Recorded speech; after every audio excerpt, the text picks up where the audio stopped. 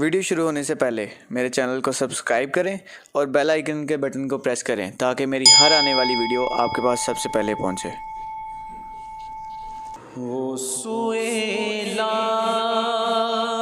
लाज़ार फिर। अस्सलाम वालेकुम। उम्मीद करता हूं कि आप सब लोग खैरियत से होंगे। आज फिर एक नई वीडियो के साथ आपकी खिदमत में हाजिर हुआ हूँ, जिसमें आपको सिल्वर से बना डस्टबिन और एक ब्रश दिखाया जा रहा है। ये दोनों चीज़ें सुल्तान अब्दुल हमीद ने अपने घर की सफाई के लिए बनवाई थी, जो कि इस वक्त तोपकापी म्यूज़ियम तुर्की में मौजूद हैं।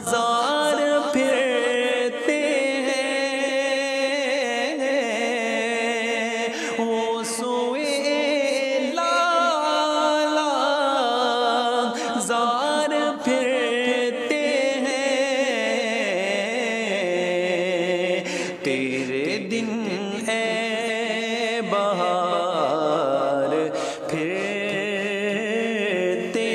हैं, तेरे दिन है बहार फिरते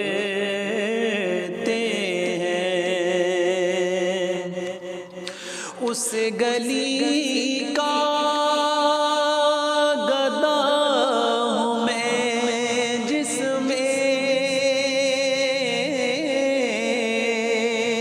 उस गली का गदा हूँ मैं, जिसमें